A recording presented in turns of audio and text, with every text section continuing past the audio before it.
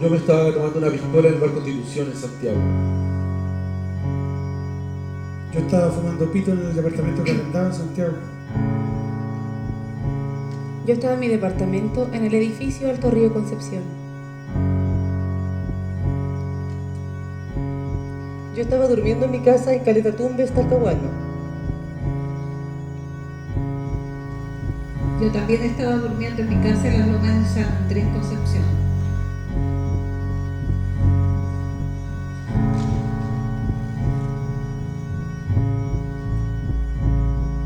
Yo estaba durmiendo y desperté unos 5 minutos antes. Fui a la cocina y me tomé un vaso de agua. Mi hijo estaba al lado. Nos devolvimos a la pieza y me acerqué a la ventana porque hacía calor. La abrí y me quedé mirando cómo pasaban los autos por el puente Yacolé. Nos acostamos, nos abrazamos y empezó el terremoto.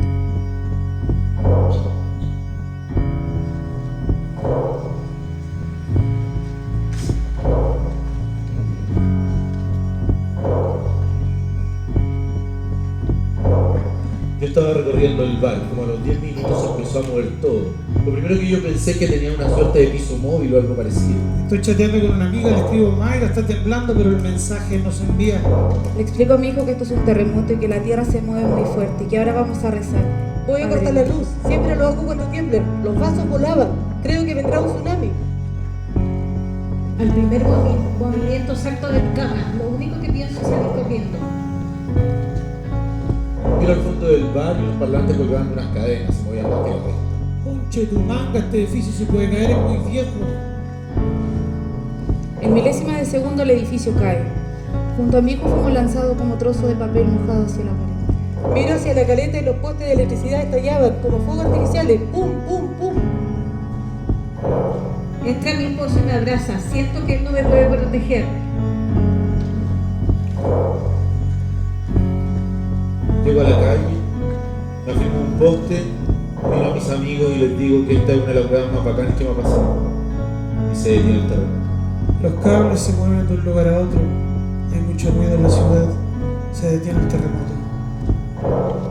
Quedé incrustada en el closet. No sé dónde está mi hijo. Y se detiene el terremoto. Estoy abrazada a mi familia. El terreno cede bajo nuestros pies y se detiene el terremoto. Sigue el movimiento, trato de pararme y mi pie me queda colgando. Y se detiene el terremoto.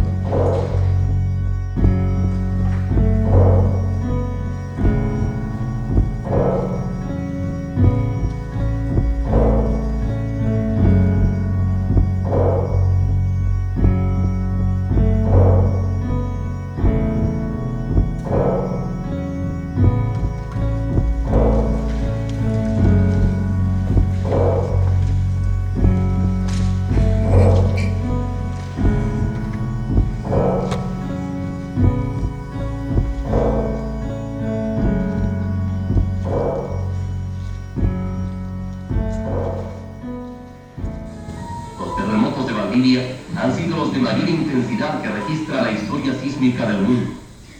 En la escala que tiene como tope la cifra 12 para la destrucción total, el tremendo movimiento de tierra se repitió en 2 sacudidas inmediatas con grado 11. 10 provincias chilenas sufrieron en una semana 9 terremotos seguidos. La cuantía de los daños materiales era inconmensurable.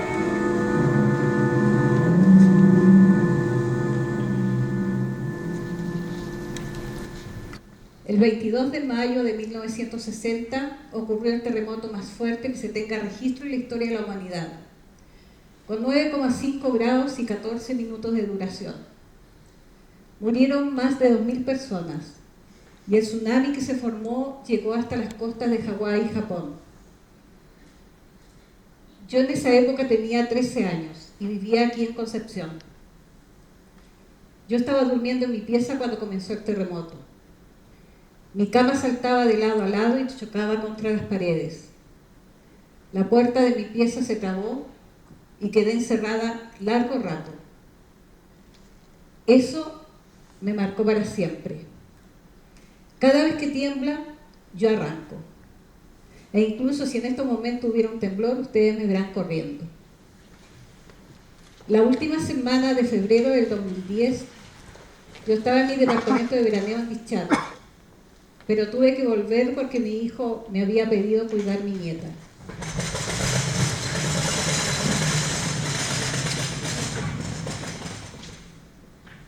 Yo estaba durmiendo cuando comenzó el terremoto.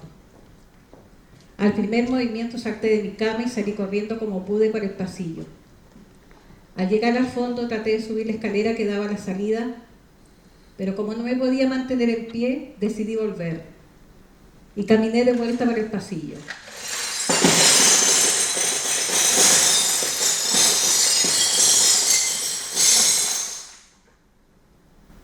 La puerta de un mueble cayó sobre mi pie, pero eso lo supe después. En ese momento no sentí nada. Al volver a mi pieza vi a mi nieta sobre la cama. Recién ahí me acordé que estaba con ella. Entró mi esposo y nos abrazó. Entre el ruido de la loza que caía lo escuché rezar. Yo no rezaba, solo pensaba que la tierra había perdido su eje y que nadie los podría proteger. Cuando pasó el terremoto, me paré para salir, pero al apoyar el pie en el suelo me quedó colgando.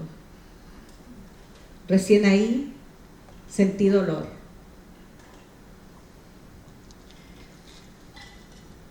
Les pedí que me llevaran al auto porque no quería estar en la casa. Durante la mañana llegó mi hija con mi yerno, que es traumatólogo. Me vio mi pie, era una fractura grave que había que operar con urgencia, pero no se sabía en qué condiciones estaban los hospitales. Entonces me hizo un vendaje con manteles de cocinas y pegote. Mi auto pasó a ser mi nueva casa. Ahí dormí 5 noches. Al 6º día mi yerno me llevó al hospital y me operaron. Mi operación no quedó registrada porque al hacer el análisis faltaban 3 tornillos. Estaban en mi pie. Cuando me dieron de alta, tomé un avión y me fui a Santiago.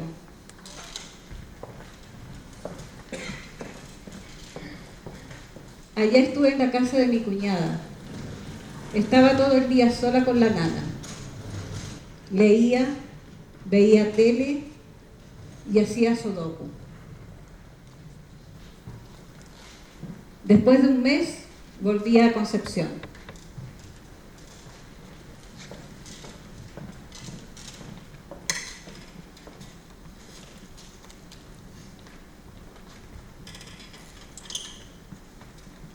Esta silla me la consiguió mi nana.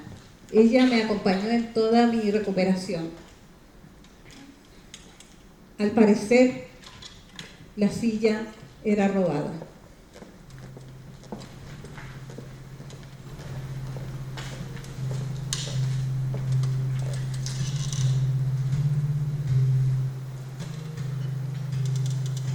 ¿Quiénes son estas personas? ¿Qué han venido a hacer acá? ¿Cuándo el mall se convirtió en un panorama familiar? Luz artificial, guardias, murmullos en la oreja, escaleras que suben y bajan, mirar, caminar, comprar para sentirse mejor. ¿Por qué me siento segura estando acá? Paseando con desconocidos. ¿Y si les hablo? ¿Qué pensarán de mí? Reconozco esas caras. Desconocidos con caras conocidas. ¿Están solos igual que yo? Por las tardes, para no quedarme sola en mi casa, me iba con mi silla de rueda al mall y me quedaba paseando hasta que mi marido me pasaba a buscar.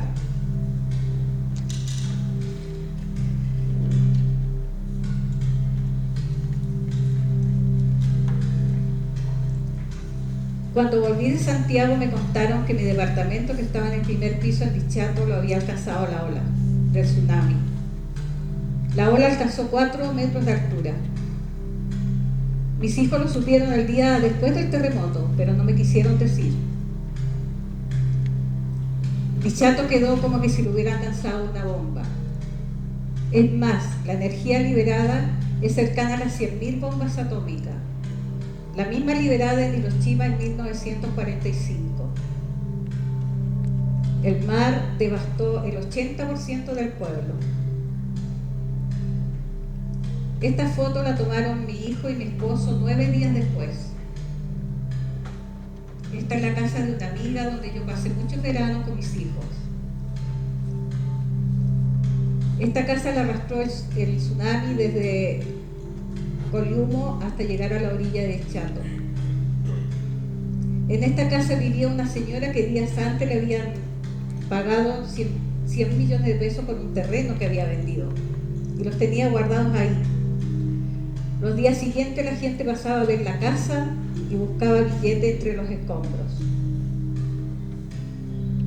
Estas son fotos de mi departamento. Quedó destruido y lleno de sardinas. Las secuelas de mi fractura son imborrables. Yo antes del accidente tenía una vida muy activa. Corría, subía, bajaba cerros, caminaba mucho, bailaba. Después del terremoto tuve que cambiar mi modo de vida, pues no podía caminar ni 2 cuadras sin sentir dolor. Pero como a mí me gusta bailar, cada vez que voy a una fiesta me preparo tomando tramadol. Yo pinto hace 50 años.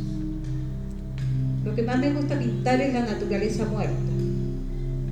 Es decir, captar momentos de la realidad que se escapa constantemente.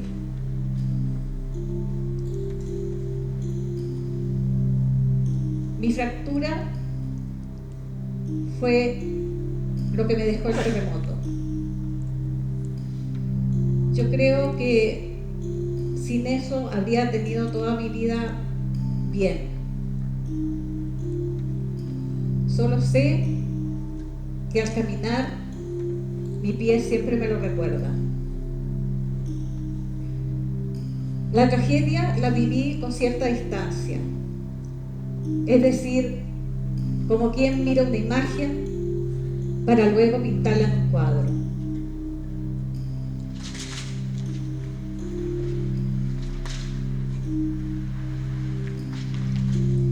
Este cuadro lo pinté 6 meses antes del terremoto. Es una de las pocas cosas que rescaté del departamento. Era un barco que lo estaban reparando en la caleta de Coliumo. El cuadro se salvó, pero al barco se lo llevó el tsunami. Aún quedan las huellas de la arena y el agua. Ha pasado el tiempo y siguen ahí, fundiéndose con la imagen original. El cuadro tiene nuevas marcas, nuevas líneas, nuevos trazos que lo hacen distinto. De igual manera, puedo decir que los terremotos del 60 y del 2010 también pintaron una marca en mi vida que ya no puedo borrar.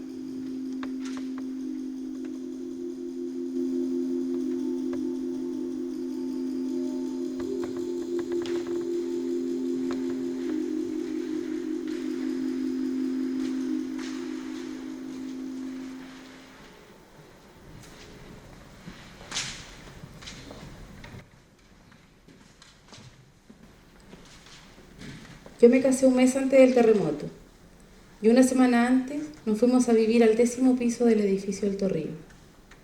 El día viernes 26 de febrero fue la primera noche que mi hijo Vicente dormía en el departamento. Él siempre dormía solo, pero esa noche, como estábamos los dos, dormimos juntos.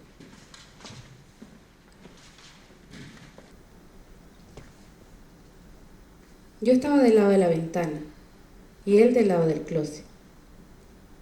Como a las 3:30 de la mañana despertamos de la nada. A Vicente se le había pasado el pañal. Lo mudé y lo cambié de lugar porque la cama estaba mojada.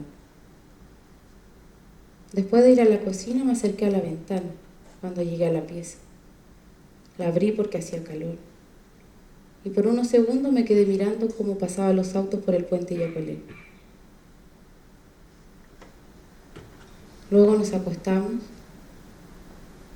nos abrazamos y empezó el terremoto.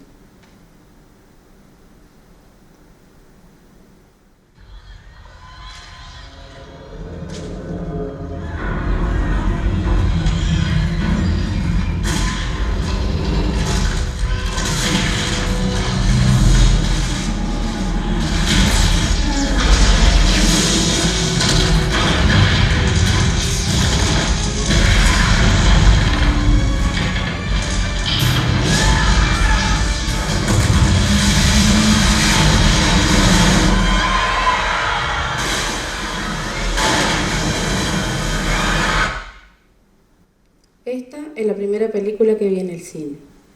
El sonido de esta escena es exactamente igual al sonido del edificio Alto Río cuando iba cayendo.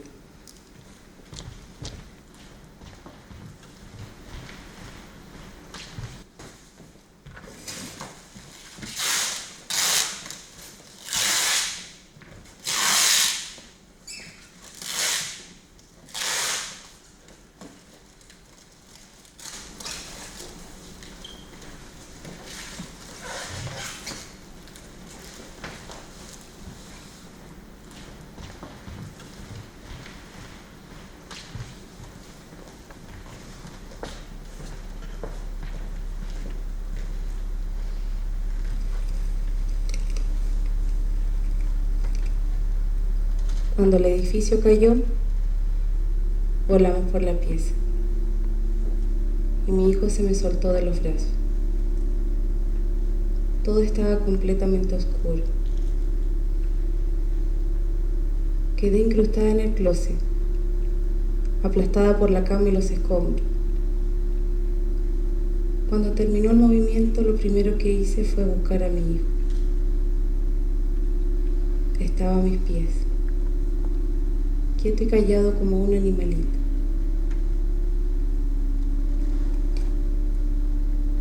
Estuve 5 horas en esta posición, tratando de moverme lo menos posible porque abajo estaba el baño y tenía miedo de seguir cayendo.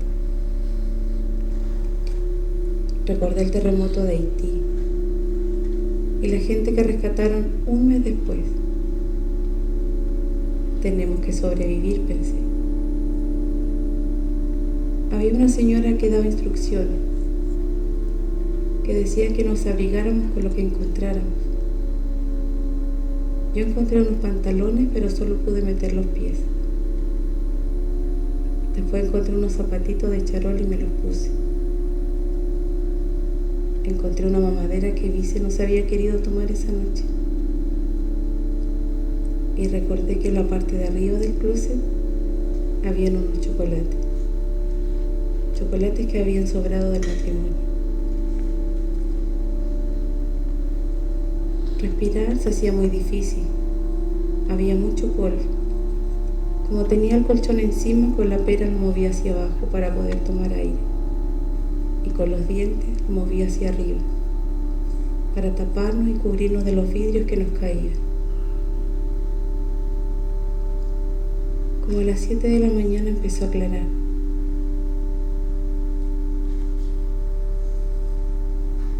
Recién ahí pude ver dónde estaba. Escuché unos gritos. Yo grité fuerte, pero no me escucharon.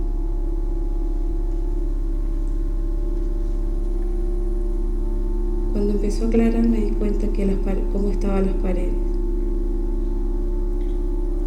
El colchón encima. Y al fondo, la silueta de los vidrios. Empecé a tantear y encontré una cajita. Esparcidas alrededor estaban mis joyas, mis anillos, mis aritos. Me probé uno por uno. Estuve horas así. Después la junté y la dejé en el mismo lugar, como en una especie de ofrenda en agradecimiento por la vida de mi hijo y la mía. Pasaron unos 40 minutos y escucho las voces nuevamente. ¿Hay alguien ahí? ¡Sí! ¿Cuántos son? ¡Somos 2! ¿Están bien? ¡Estamos bien! Y empezaron a rescatar.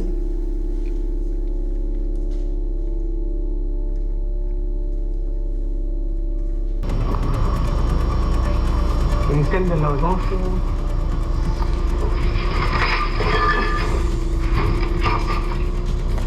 ¿Por qué no lo encontraron? A lo mejor ya se puede levantar. ¿Se puede levantar? ¿Sí? Trata de levantarte ahora.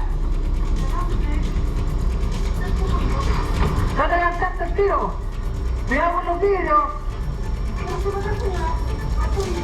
Avanza hacia tu izquierda. ¿Puedes avanzar hacia tu izquierda?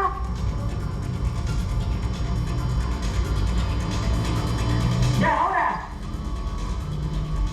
¿Por qué? Acá el bombero me pregunta por qué me demoro tanto en salir. Y es porque me estoy subiendo los pantalones. Eran unos pantalones grises y brillantes. Así que salí vestida de fiesta. ¿Ya fue?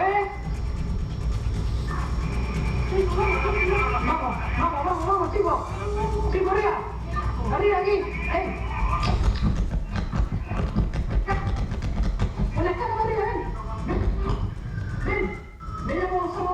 Ese que está ahí es Vicente. Tenía 3 años y medio cuando fue el terremoto.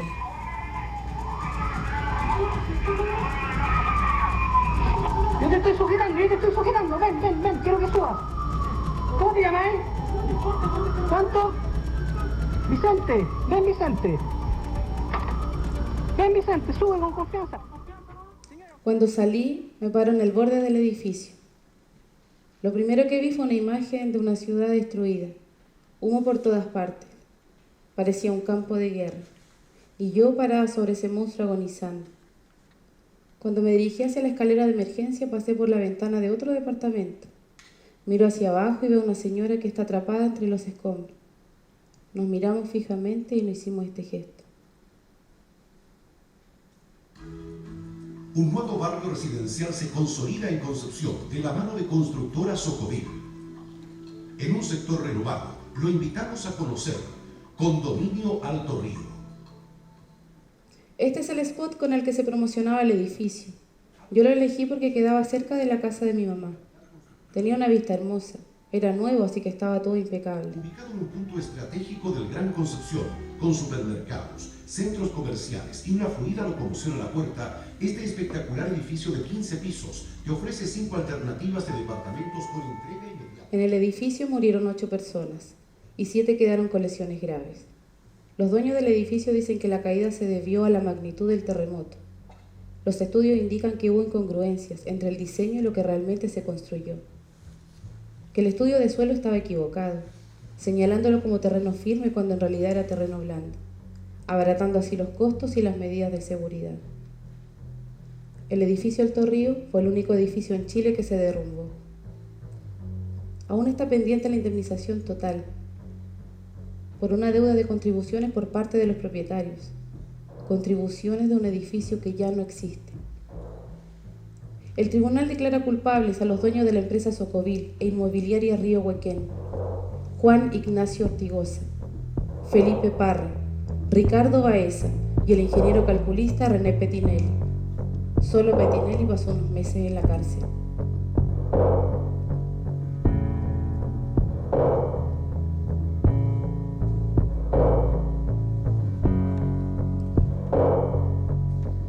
El lugar donde estaba construido el edificio ahora es un sitio eriazo.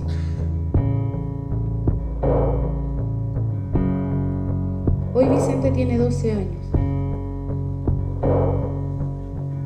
Después de 9 años, volvimos a estar ahí.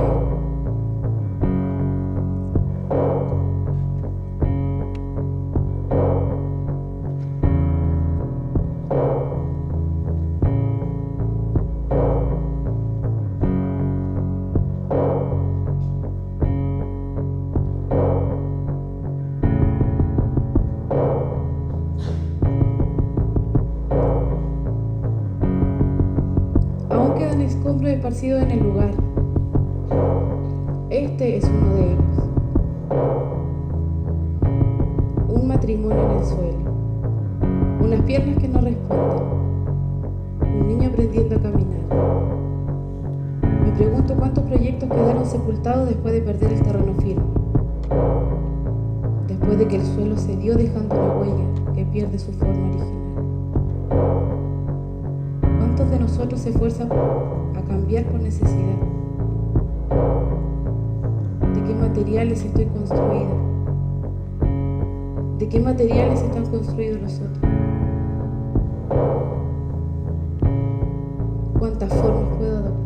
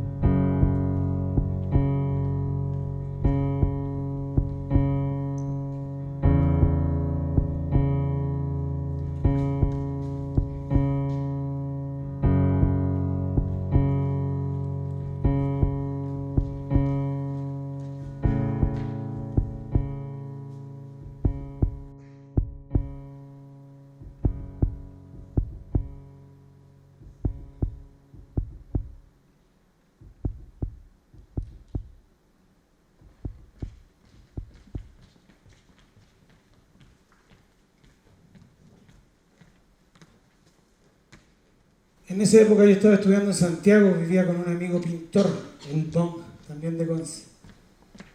¿Para qué les voy a decir lo que pasó la noche del terremoto? Si ya lo dijeron, quedó la pura cagada. Sí, man. Cuando con el Bong escuchamos que el terremoto había sido en Conce, nosotros no podíamos imaginar que había quedado una cagada más grande que la que nosotros habíamos vivido. ¿Querés, hermano? Ya.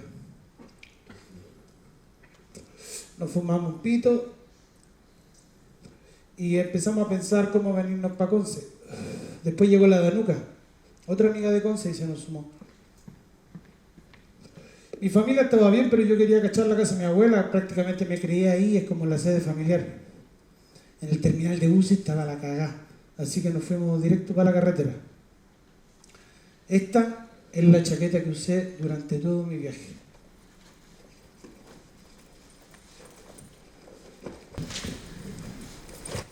¿Vamos?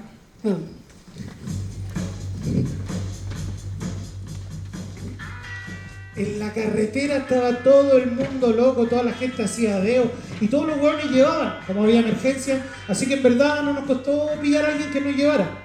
El primer hueón que nos llevó era un loco que venía del norte y viajaba para Curicó. El loco era un loco viejo que manejaba una camioneta vieja y escuchaba un rock de viejo. El monk venía sentado aquí, la Danuca venía sentada acá y yo venía más o menos por acá.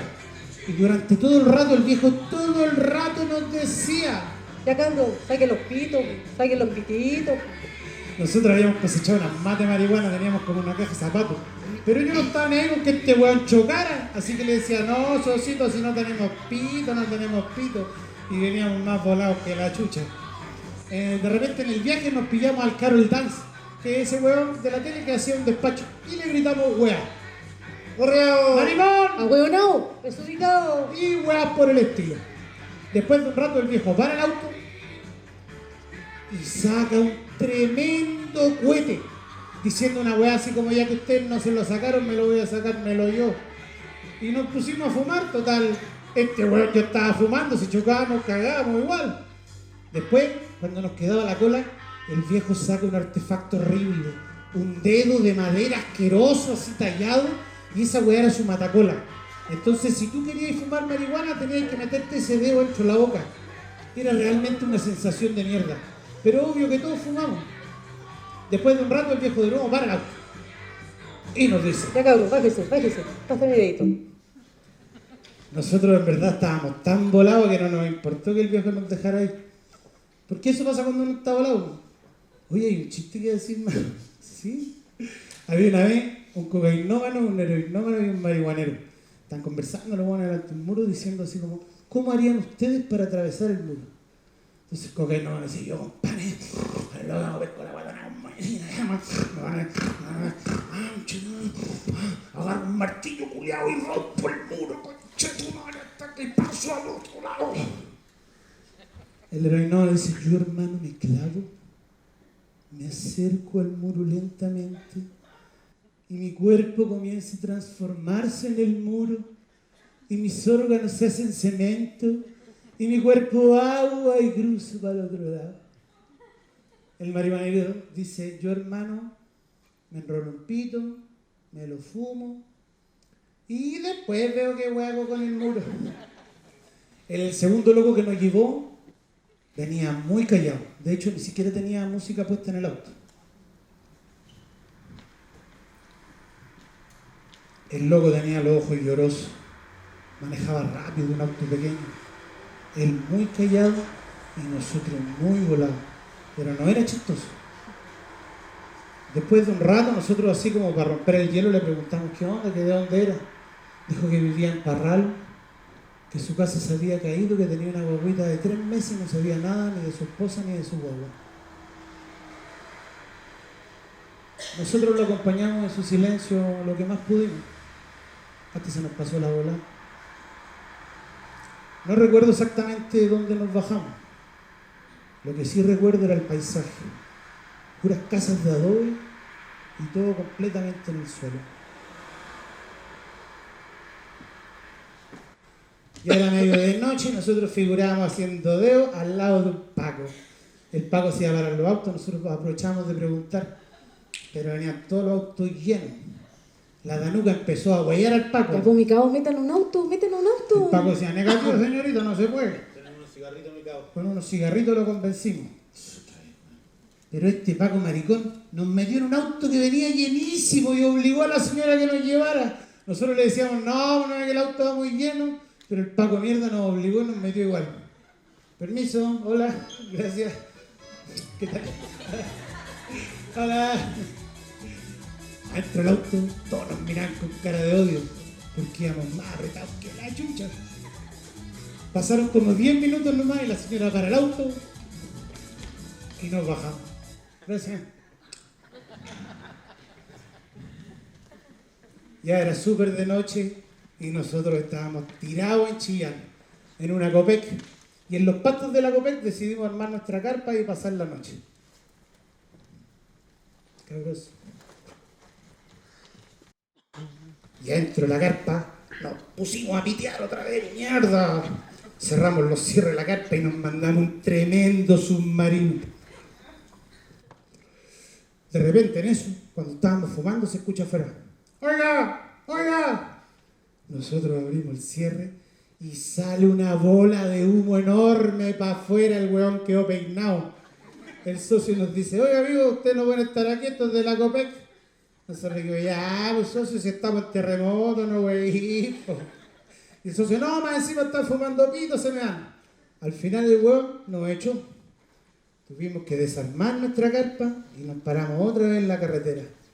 Ahí mágicamente aparece un furgón, se abre la ventana y nos gritan: ¡suban!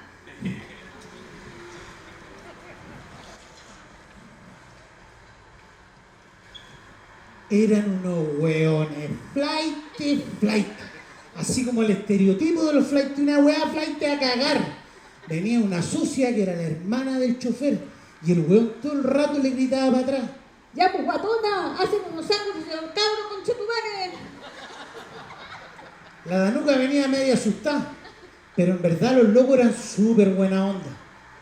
Después nosotros nos enteramos que en Chillán se habían escapado los presos. Igual nunca supimos si el huevón era un preso, pero podría haberlo sido perfectamente. Con ellos llegamos a Conce. Nos dejaron en la rotonda Bonilla y tuvimos que armar la carpa ahí porque había toque de queda.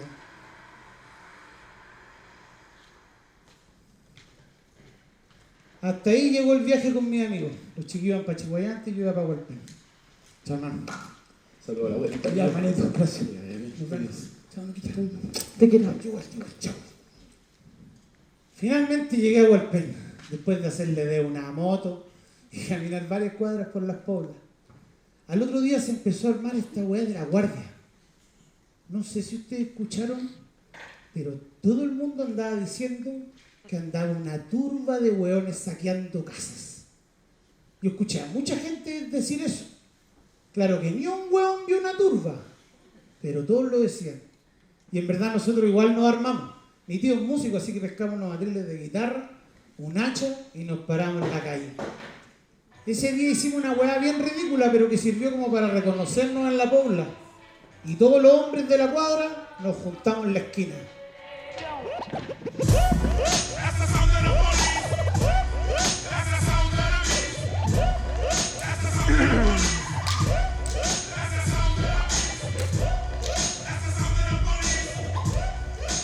Como que sonaba una cortina musical.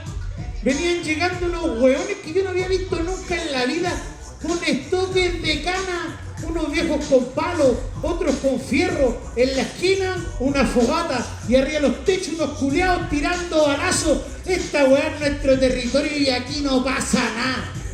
Después nos pusimos unas bolsas blancas en los brazos, así como para poder reconocernos. Una hueá bien original. A mí me tinca que nadie la hizo. Y después nos tomamos una foto, que a mí se me perdió la weá, obvio, si no hubiese estado proyectado ahí. Pero la foto era más o menos así.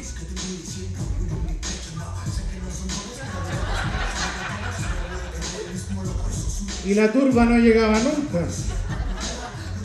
Todos los días eran más o menos la misma weá. Nosotros prendíamos neumáticos como para señalar que aquí había gente. Hasta que un día se escucharon unos gritos, unos silbidos. ¡Están saqueando la botillería del cara de muerto! Se activó la alarma, salieron todos los hueones corriendo. Eran 3 pendejos todos cagados que querían robar la weá. Llegaron los viejos, le sacaron la chucha. Una weá muy violenta. Después los milicos, traje comando, lente infrarrojo. ¡No te muevas, conchetumare, te mato! En ese momento como que igual a mí se me apareció la violencia así de encima. Y ya nada me parecía chistoso. Ese día mi tío llegó con el atril así de micrófono doblado de un fierrazo que le dio un huevón. ¿En serio? Había una sed de violencia. Pero cuando la violencia realmente apareció, la cosa fue distinta.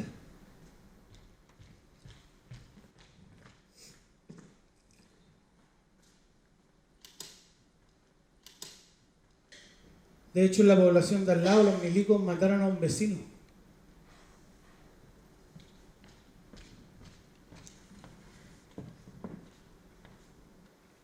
La madrugada del 10 de marzo de 2010, David Riquelme Ruiz, de 44 años, Salió a comprar cigarros con un amigo. Luego fueron interceptados por una patrulla de infantes de marina, quienes los tomaron detenidos por no respetar el toque de queda.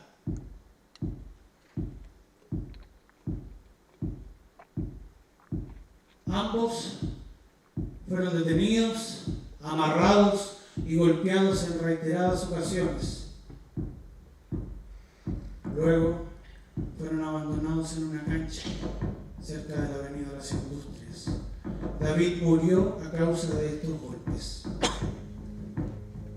El doctor Juan Zúgel del Servicio Médico Legal de Concepción y el informe de Carabineros detallan que David murió alrededor de las 4:35 de la mañana y que las lesiones coincidían con golpes de pies, puños y culatazos.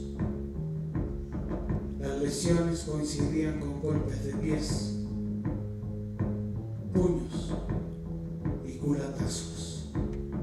La defensa naval no quiso aceptar el informe de Zúgel, argumentando que él, al ser socialista, mantendría una aversión en contra de la Armada. Carmen Cerda entonces hizo un nuevo análisis, pero sin ver el cuerpo de David, y solo leyendo los informes de la PDI diciendo que David murió al ser atropellado por un vehículo de gran envergadura. A las 5 de la mañana, con toque de queda, en una cancha de fútbol.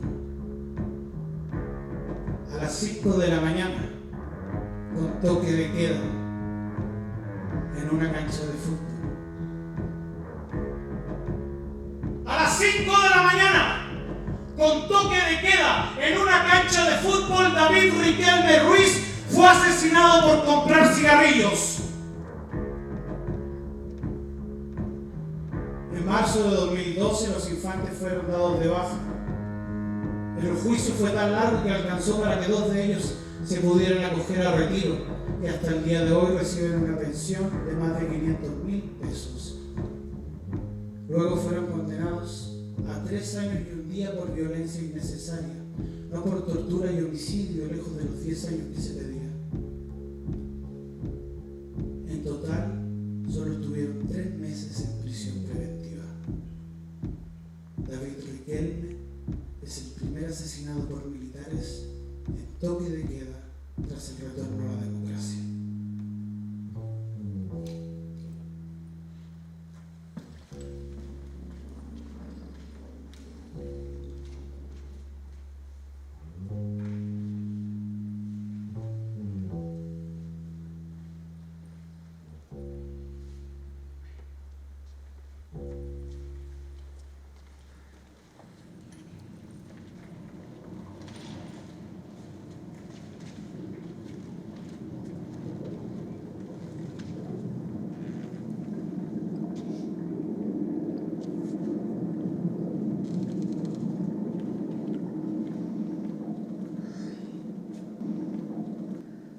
El 26 de febrero yo estaba trabajando en mi local de comida de Caleta Tumbes y vi un árbol flotando en la orilla del mar. Entré a buscarlo para tener leña para el invierno y me llamó mucho la atención que el agua estuviese tan caliente. Antes de acostarme vi el Festival de Viña con mi familia. Recuerdo que la luna estaba gigante, muy hermosa. Y por la noche me despertó un ruido que venía de abajo de la tierra. Era un sonido así como de ultratumba. Caminé por el pasillo y parecía que las paredes se juntaban. El movimiento me tiró sobre la mesa y la silla. No podía sostenerte en pie, era como estar en una licuadora. Los vasos volaban. Entonces recordé un reportaje español que explicaba la magnitud de los sismos, que si veías volar los vasos, la magnitud era de 8 o más grados. Significaba que venía un tsunami, es decir, un caos total. Logramos salir de la casa con mi marido y mis hijos y nos quedamos debajo de un duraznero esperando que pasara el movimiento. El terreno se partió bajo nuestros pies y pensé que el mundo se iba a acabar. Cuando se detuvo el terremoto, bajamos hacia la cancha de fútbol. Se veía una nube sobre la superficie como de polvo amarillento. Miré hacia la caleta y los postes de electricidad estallaban como fuegos artificiales. Ahí tuve la certeza que vendría un tsunami. Entonces empezó a llegar mucha gente y yo les dije, tenemos 15 minutos para evacuar antes que entre la ola. Un capitán de barco me hizo callar porque según él yo lo estaba asustando a todos, pero un mes después se disculpó. Mi hijo se devolvió a buscar a la casa la camioneta y trajo algunas cosas que encontró al pasar. Un cobertor, unos vestidos que ya no me cabían, un gamulán. Yo nunca había visto el mar tan quieto como en ese momento. Parecía un espejo. Subimos por la camioneta en dirección hacia el cerro y a medida que avanzábamos se nos sumaban más y más personas. Cuando llegamos arriba había más de 30 personas. Llegaron 3 camionetas más con gente arriba y entró la ola a la caleta.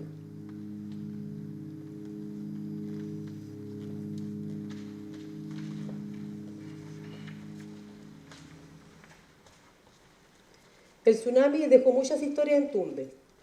No las podemos contar todas, obvio, pero estas son algunas de ellas.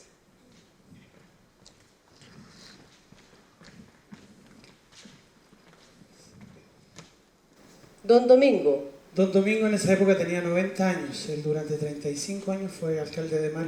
El alcalde de mar es quien se ocupa de organizar a los pescadores, las embarcaciones. Cuando venía la ola lo fueron a buscar y él dijo que no quería salir porque para el terremoto del 60 la ola había pasado directo a Talcahuano, no había entrado a Tumbes. Entonces se quedó en su casa. Allí lo encontró la ola y falleció. Don Fernando. Don Fernando vivía en Puerto Inglés. Es una caleta que está un poco más allá de Tumbes. Toda su vida fue pescador. El día 26 de diciembre fue a Talcahuano a hacer algunas cosas. Y antes de regresar, pasó a la cantina La Felicidad y se emborrachó. Cuando la ola llegó a su casa, él estaba durmiendo dentro. La arrancó de cuajo con él dentro y lo arrastró por más de 10 kilómetros hasta la isla Rojuana. A él lo encontraron a 10 metros de la puerta de su casa. Ese día me encontré con don Fernando en el bus de Talcahuano a Tumbes. Me senté con él y como buen curado me contó toda su vida. Fui quizás la última persona que habló con él. Don Moroco. A él lo estaban velando en su casa. Al día 27 sería su funeral. Cuando entró la ola todos salieron corriendo y su ataúd se paseó por toda la caleta arriba de la ola y lo dejó incrustado entre los trofeos del club deportivo. Cumplió su sueño. El sueño de don Moroco era ser paseado por toda la caleta cuando falleciera. El nene. Él junto a su padrastro fueron a amarrar la lancha después del movimiento. Estaban en eso cuando los pilló la ola. Los tiró más allá de Puerto Inglés. Después los dejó en el faro de la isla Quiriquín. El motor de su lancha se les paró. Se cambiaron de lancha y una segunda ola los dejó en el techo de la escuela de Tumbes. Ambos se salvaron. De todas estas historias, la que más recuerdo es la de la Ruti.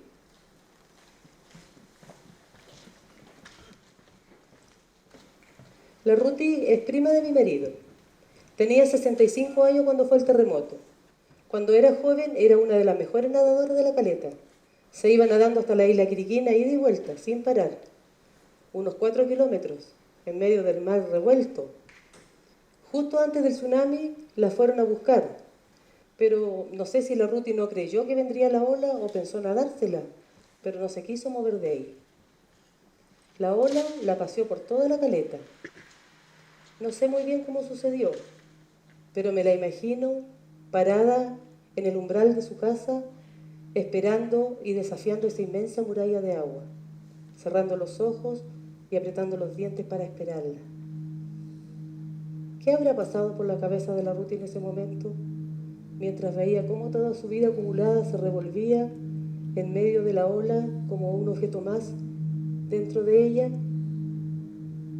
Me imagino estando ahí, haciendo todo lo posible por sobrevivir, moviéndome con todas mis fuerzas. Me imagino luchando por mis hijos, tratando de llegar a la orilla por ellos, o quizás abandonándome y rindiéndome.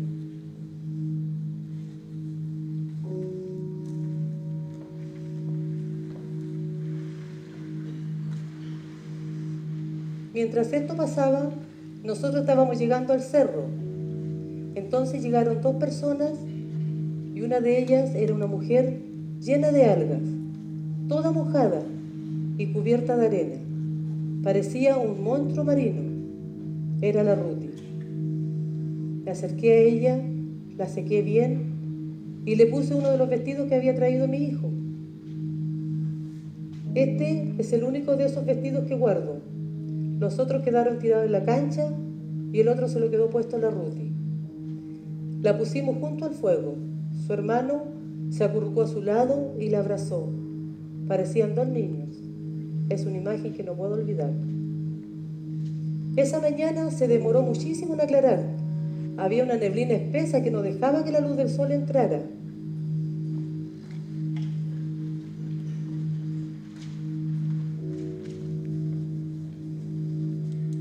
La gente comentaba que habían desaparecido las casas y yo no lograba comprender cómo era posible que hubieran desaparecido las casas.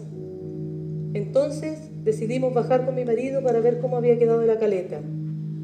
Y a la distancia vimos que habían desaparecido todos los botes y las lanchas, menos la mía y la de un vecino.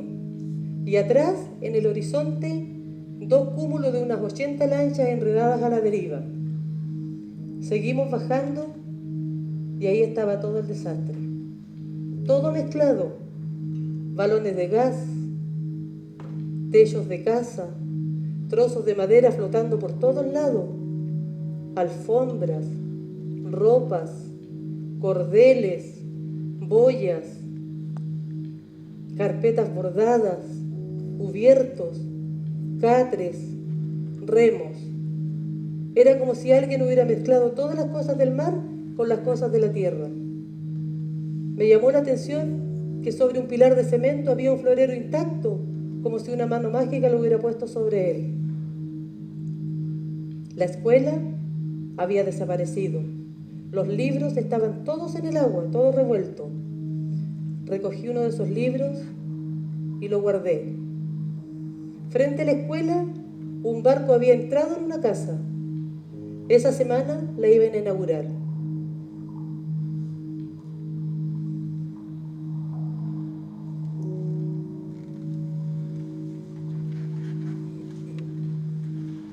También encontré una bandera enlodada.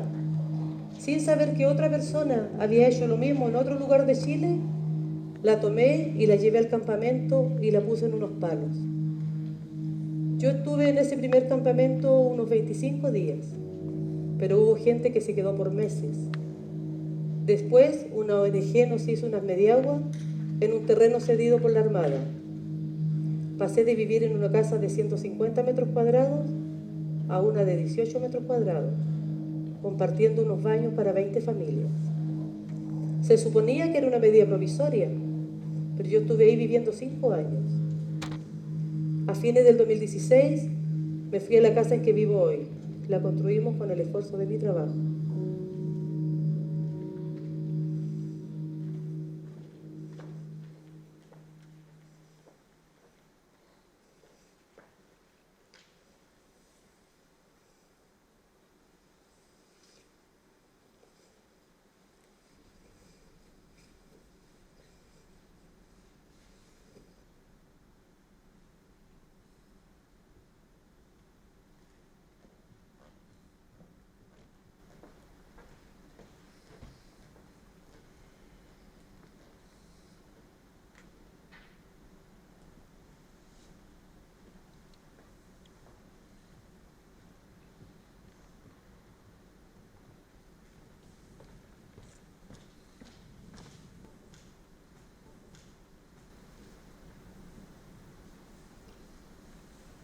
El año 2001 me enteré que iba a ser papá, de 2 hijos con 2 chicas distintas.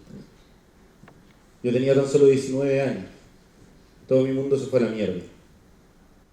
Nadie creía que me podía hacer cargo de esto.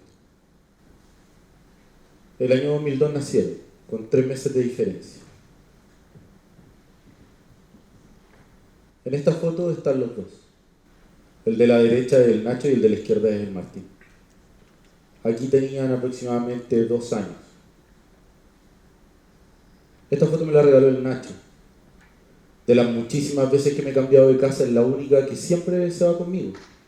Siempre la tengo en un lugar seguro y siempre creo que no le va a pasar nada. Con el Nacho no me fue difícil generar una relación estrecha, pero con el Martín fue un trabajo. Lloraba mucho, le costaba quedarse conmigo. Tuve que ganármelo a poco. El año 2009 fue el primer año que puse música en el bar de mi amigo Germán, el bar del frente. Desde ese día nunca más dejé de hacerlo. Estos audífonos los conservo desde esa época. Fue quizás lo primero que me compré cuando decidí que quería ser DJ.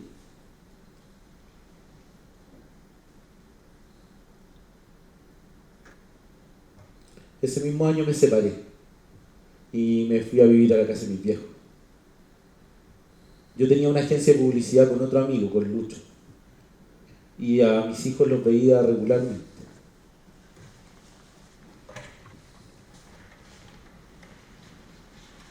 El 25 de febrero, con Lucho nos fuimos a Santiago a cobrar unos cheques de unos clientes y decidimos quedarnos.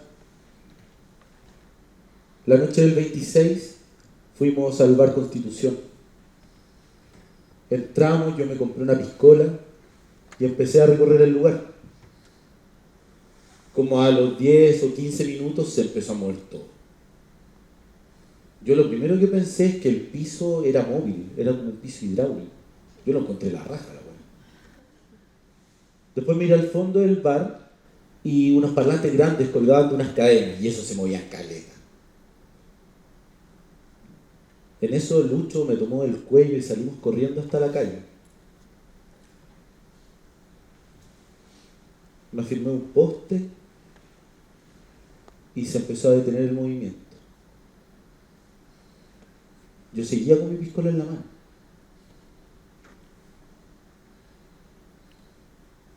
En ese momento, cuando se detuvo el terremoto, pensé en que me gustaría que hubiera durado un poco más. Que haber estado un poco más en esa situación. Pienso que es una de las weas más bacanas que me ha pasado.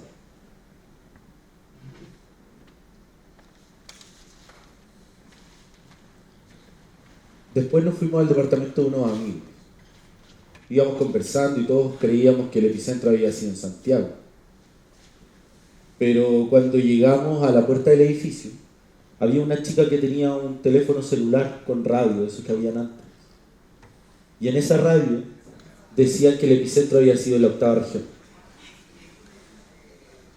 Una vez en el departamento, no me despegué mi teléfono tratando de comunicarme con mi familia, pero no se podía. En la habitación de al lado sonaba un televisor, donde decían que la Facultad de Química de la UDEC explotó. Y que la presidenta enviaría 2 helicópteros a la zona. En algún momento de la mañana entró un mensaje a mi teléfono. Decía algo así como: Guille, vente a la clínica al tiro. Primero que todo era un número desconocido. Segundo, no decía a qué clínica tenía que ir. Y tercero, no decía quién estaba en la clínica. Obviamente este mensaje me hizo entrar en pánico. E intenté comunicarme con mi familia. Hasta que finalmente logré comunicarme con mi hermana en una secuencia de 3 llamadas.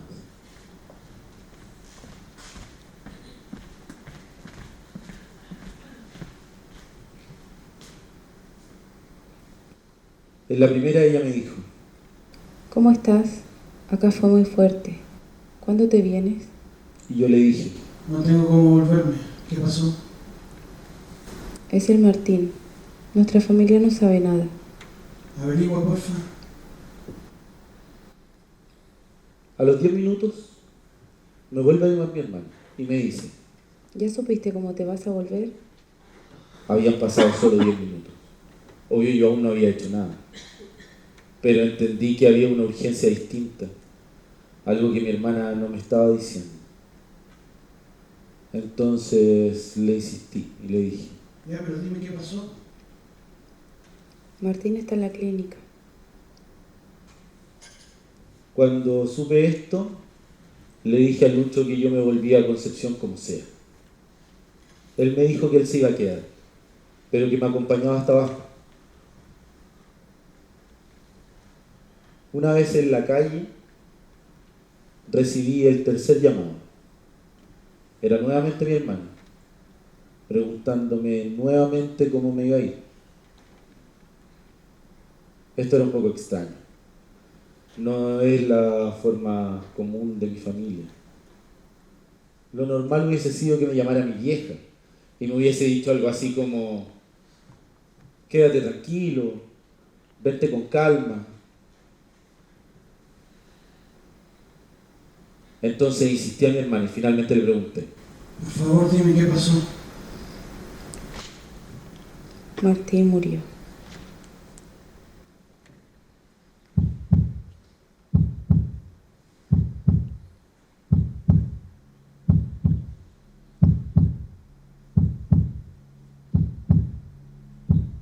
No podría replicar lo que sentí en ese momento.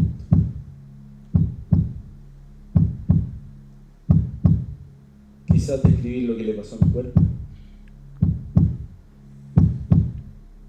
El tiempo se detuvo. Mi corazón se aceleró.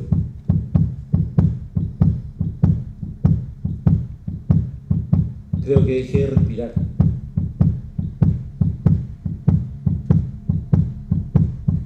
O más bien tomé un último suspiro como antes de sumergirme en el mar.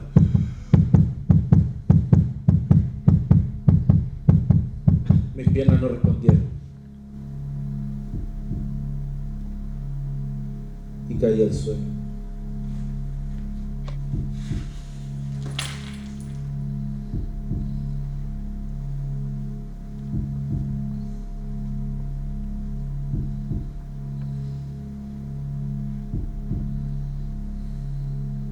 Lo siguiente que recuerdo es haber hecho todo lo posible por regresar a Concepción.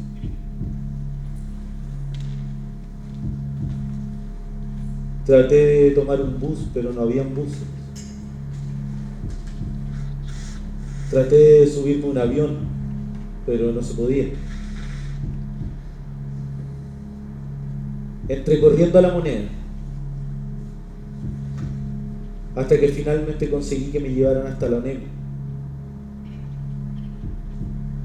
A todos yo les decía lo mismo: mi hijo murió. Necesito regresar.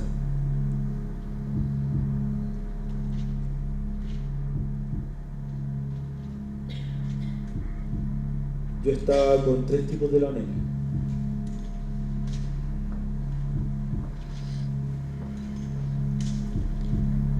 Y un bombero. Y nos subimos a un avión Piper.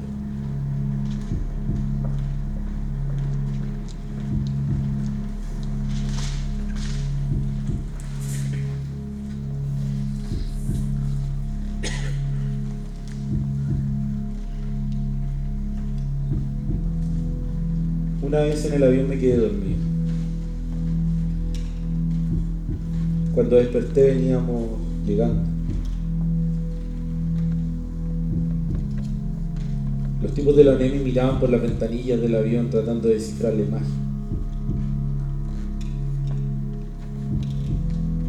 Yo fui una de las primeras personas en ver el desastre desde arriba.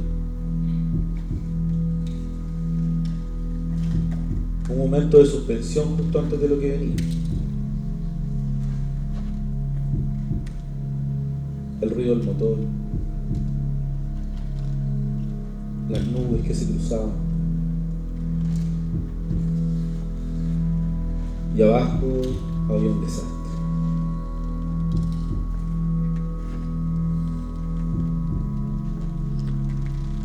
Eso que está ahí debería ser penco, Eso que está allá creo que está el Caguán, y yo les decía.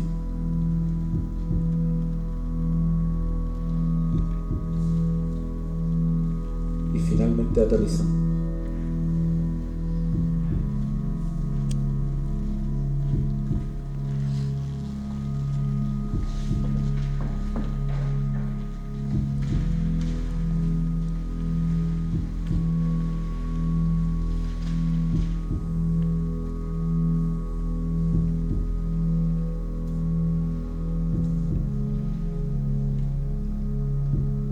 Al llegar a Concepción me recibió mi familia.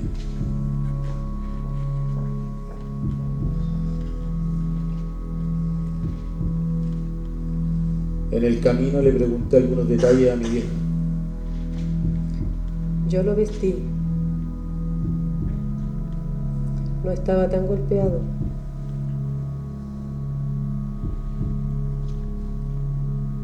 Lo velamos en la casa de unos familiares que estaba al frente y tenían la casa desocupada.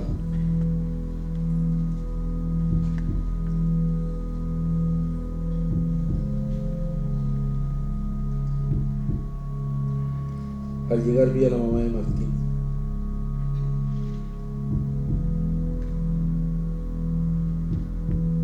Ese momento fue indescriptible.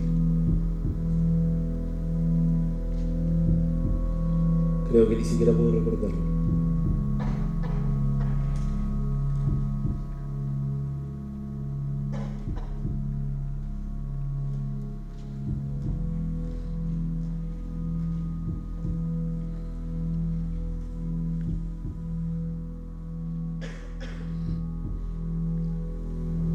Me fui a ver a Martín al ataúd.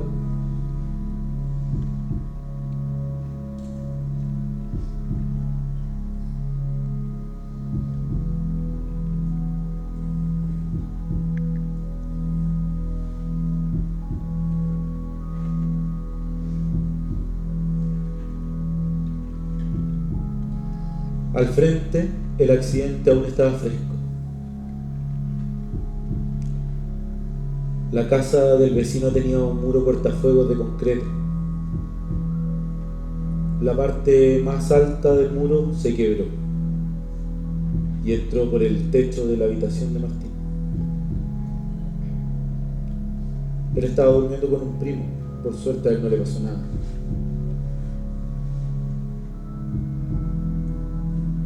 Entre su primo y su abuelo lo sacaron de los escombros como pudieron.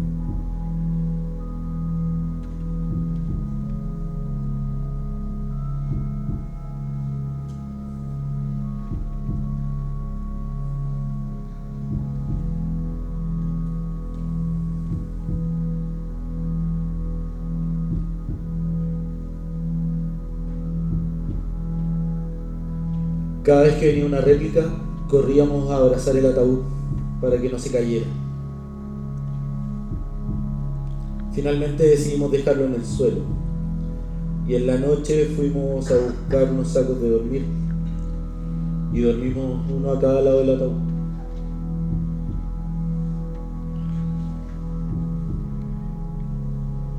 El entierro fue el lunes.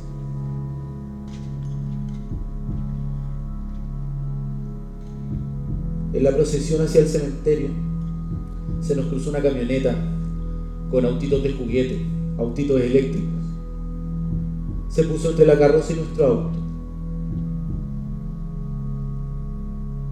En ese momento no supe si era una muestra de lo salvaje de toda la situación o simplemente una muy linda coincidencia.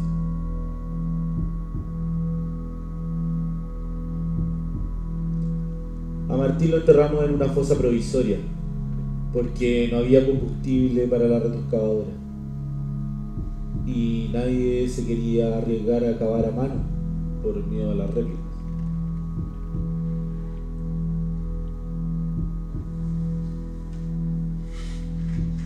Entre el primer funeral y el funeral definitivo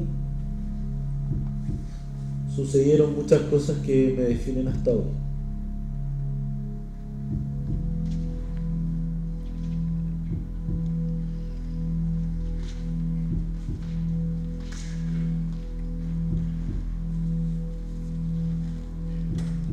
El bar de mi amigo Germán se había caído. Solo un amigo y yo fuimos a ayudarlo. ¿Qué estáis haciendo acá, weón? Eso me dijo el negro. Necesito que este bar se levante cuanto antes, le dije yo.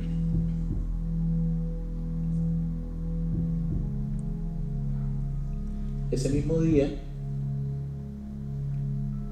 fui a firmar el acta de función de Martín.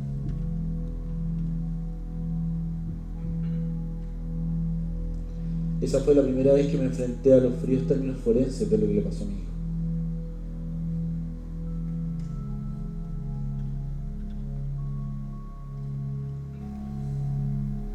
Después de eso, regresé a recoger escombros al bar.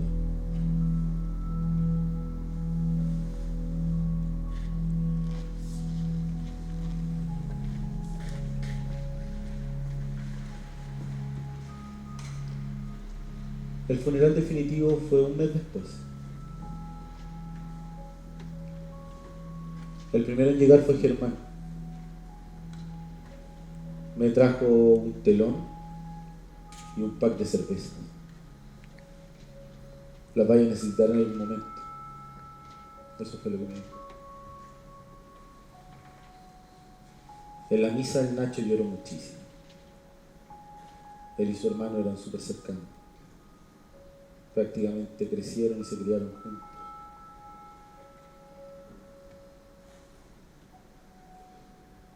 Un tiempo antes yo les había regalado una guitarra eléctrica y un amplificador. Y cuando iban a mi casa lo compartían.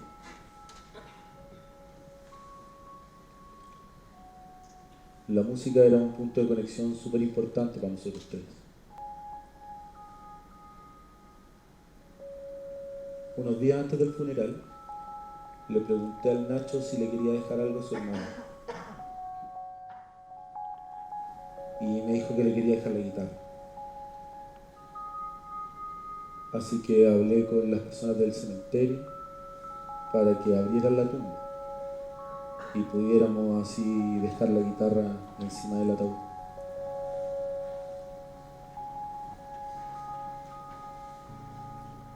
Este es el Nacho ahora. Tiene 17 años. Es casi la misma edad que tendría Martín. Cada vez que estoy con él, no puedo dejar de pensar en cómo se vestiría, en las cosas que conversarían,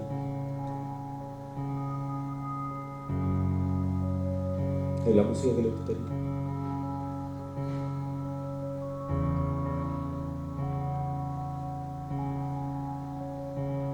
Todas las pérdidas tienen un nombre.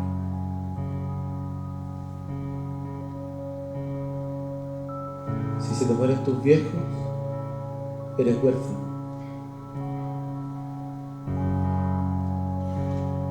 Si se te muere tu esposa, eres viudo.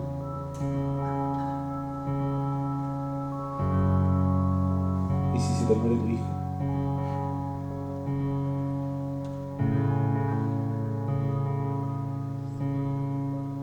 que se te muera tu hijo no tiene nombre.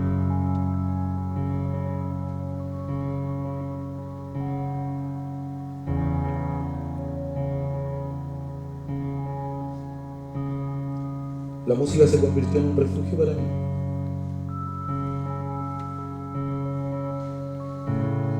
Desde que murió Martín, yo entré en una fiesta de la que no salí nunca más.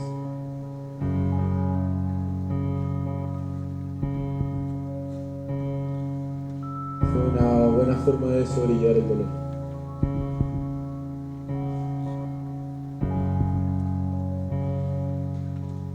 Pero a veces pienso cómo será salir de la fiesta.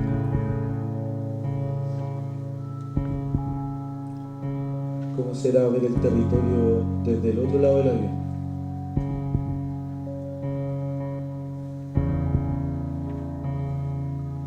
Cómo será sacarme los audífonos y escuchar el silencio.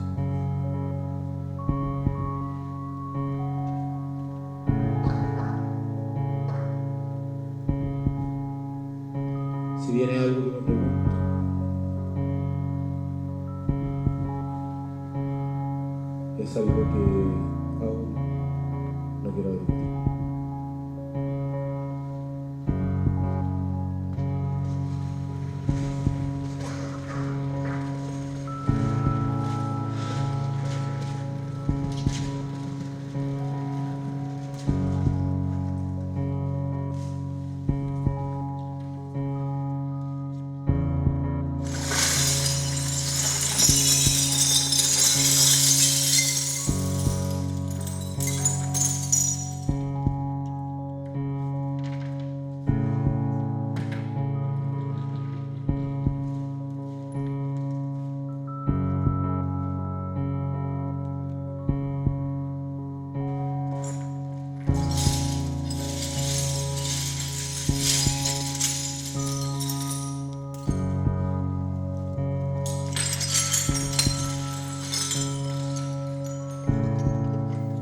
El terremoto nos hizo inevitablemente abrir los ojos, descubrir al del frente, saber cómo reaccionamos al miedo y al dolor, mostrar nuestra mejor cara, también la peor.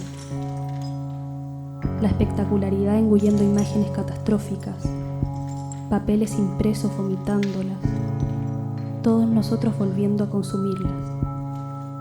La máscara del poder con toda su fuerza. La idea impuesta de un país que se junta y se levanta, la imagen exportable de una bandera con barro, reconstruir lo más rápido posible para olvidar y seguir construyendo, y que las heridas queden sepultadas bajo tierra. El terremoto nos hizo entender que somos parte de un tejido enmarañado en donde no importa cuál sea tu linaje, la tierra te sacude de la misma forma.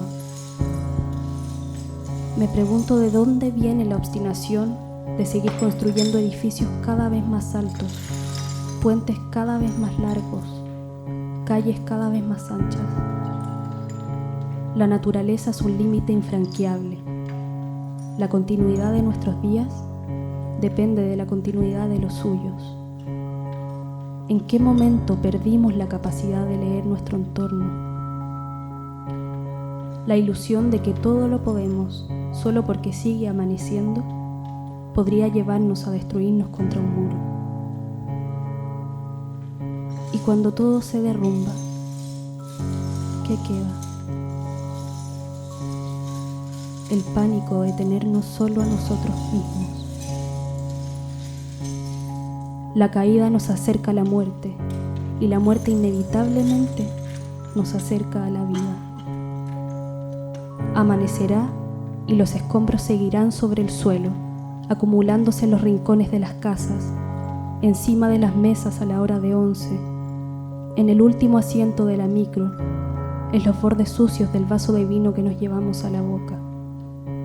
Seguimos construyendo porque sabemos que volverá a amanecer, porque estamos enfermos de esperanza, porque estamos emborrachados de compasión por nosotros mismos. Pero ¿qué pasa si nunca despertamos?